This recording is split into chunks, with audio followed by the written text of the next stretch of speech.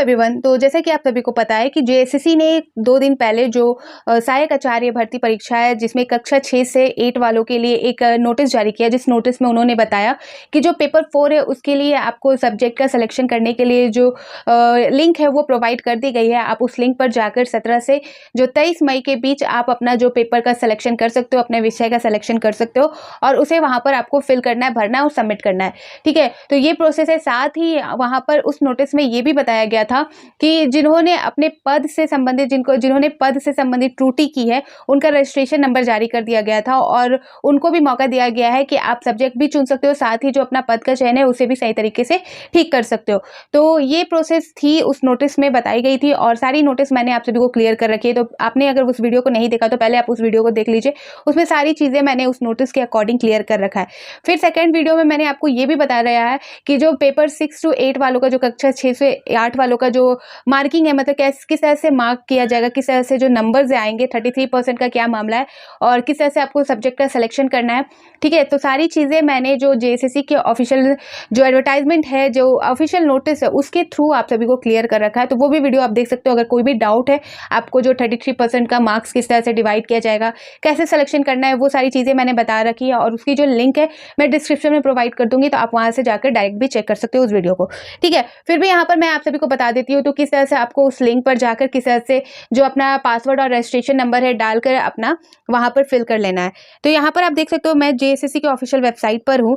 तो यहाँ पर जो उन्होंने लिंक प्रोवाइड की थी, तो व्यू ऑल में हम जाएंगे और उसके बाद यहाँ पर जो फर्स्ट वाला है, link for acceptation subject preference of the paper 4, ठीक है, यहाँ पर हमें क्लिक कर लेना है। क्लिक करने के बाद आपको देख सकते हो यहाँ पर अप्लाई नाउ का ऑप्शन आएगा, अप्लाई नाउ पे क्लिक कर लेना है। ओके का ऑप्शन है, ओके कर लेना है और जो उसके बाद होम पेज खुल के आएगा वो इस तरह से आएगा।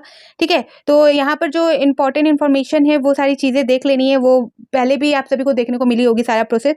तो हमारा जो डेट स्टार्ट हुआ है ये डेट इंपॉर्टेंट है। ये जो पहले का जो प्रोसेस है ये सारी चीज़ें हो रखी है, आप देख सकते हो ये चीज़ें हो चुकी है। आपके लिए जो डेट ऑफ फॉर्म करेक्शन का डेट ये वाला है, ये स्टार्ट कर दिया गया है। ठीक है, जो 17 मई से आपका 23 मई मिडनाइट यानी कि 12 बजे से पहले आप सभी को कर लेना है। और अगर इससे रिलेटेड कोई भी आपको डाउट है, कुछ भी सवाल करने हैं, तो जेएसएससी द्वारा जो हेल्पलाइन जो ईमेल आईडी दी गई है यहाँ पर आप देख सकते हो, ईमेल आईडी पर जाकर आप उनको मेल कर सकते हो। कोई भी डाउट है, कोई भी आपको इंक्वायरी इस एग्ज़ाम से रिलेटेड, हेल्पलाइन नंबर दी गई है। ठीक है, और हेल्पलाइन नंबर आपको सुबह के 10 बजे से शाम के 5 बजे के बीच करनी है। ठीक है, इस तरह से इन्होंने अपनी जो हेल्पलाइन नंबर है, हेल्पलाइन ईमेल आईडी है, वो सारी चीज़ें दे रखी है। डेट आप देख सकते हो यहाँ पर ऑलरेडी ये प्रोसेस हो चुका है, सारी प्रोसेस हो चुकी है। ये सारी डेट हमें नहीं देखनी, हमारे लिए जो इम्पोर्टेंट है वो ये वाला डेट इम्पोर्टेंट है। उसके बाद आपको करना क्या है, आपको यहाँ पर सारी चीज़ें तो ठीक है, लेकिन यहाँ पर आप सभी को पता है कि जो आपका नेम होता है, डेट ऑफ बर्थ होता है, मोबाइल नंबर होता है, ईमेल एड्रेस होता है, वो आप चेंज नहीं कर सकते बिल्कुल भी। ठीक है, तो यहाँ पर आपको फिर ऊपर जाकर आप देख सकते हो, यहाँ से आप जो एडवर्टाइजमेंट है, क्लिक है डिटेल एडवर्टाइजमेंट, यानी कि इस एग्जाम से रिलेटेड जो भी आप सबको डायरेक्शन इंस्ट्रक्शन दी गई है जेएसएससी की तरफ से, वो आप पीडीएफ फॉर्म में डाउनलोड करके पूरे तरीके से समझ सकते हो, चाहे वो कक्षा 1 से 5 वालों के लिए हो, चाहे वो कक्षा 6 से 8 वालों के लिए हो।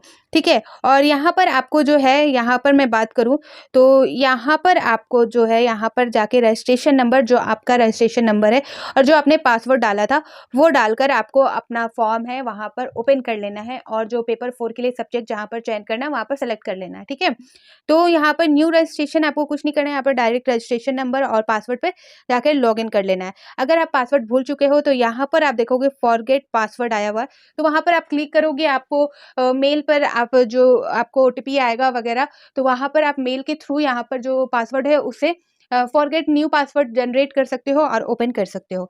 तो ये चीज़ है, इस तरह से ओपन करके आप अपना जो फॉर्म है वहाँ पर करेक्ट कर सकते हो। जिन्होंने पद से संबंधित कोई त्रुटि की है और जिनका रजिस्ट्रेशन नंबर जारी किया गया था जेएसएससी की तरफ से ऑफिशियल नोटिस में, उनको मौका मिला है।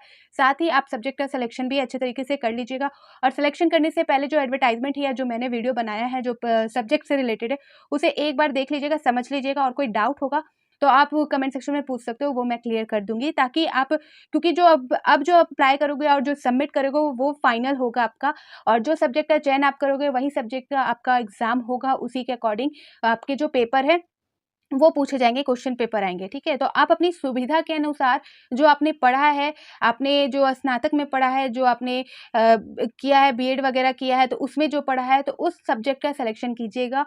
और जो भी 33% का जो भी मामला है, सारी चीज़ें मैंने क्लियर कर रखी है। और अगर कोई और डाउट है फिर भी, तो आप कमेंट सेक्शन में बोल सकते हो। मैं फिर भी क्लियर कर दूँगी, फिर से क्लियर कर दूँगी, ताकि बार-बार ये अपॉर्च्युनिटी नहीं मिलती है। आप सभी को पता है कि झारखंड में बहुत जो भी एग्ज़ाम होते हैं, बहुत रेयर ही होता है कि वो सही तरीके से हो जाए एग्ज़ाम और सही तरीके से उसकी नियुक्ति हो जाए। तो इस वजह से कोई भी ऐसा मौका मत गँवाइएगा जिस वजह से आप किसी भी छोटी-सी गलती की वजह से आपका सिलेक्शन ना हो पाए। तो इससे अच्छा है कि आप अपने डाउट को पहले क्लियर कर लो, फिर अपना जो फाइनल सबमिशन है उसे सबमिट कर लो, ताकि आपको फिर से कोई करेक्शन या कोई भी दिक्कत का सामना आगे जाके करना ना पड़े। तो ये अपडेट थी, किस तरह से आप जा सकते हो, लिंक पर कर सकते हो, ये मैंने आप सभी को बता दिया। अगर फिर भी अभी कुछ डाउट है तो आप कमेंट सेक्शन में पूछ सकते हो, मैं उसके आंसर ज़रूर दूँगी। तो फिर मिलती हूँ नए अपडेट के साथ, तो बाय बाय।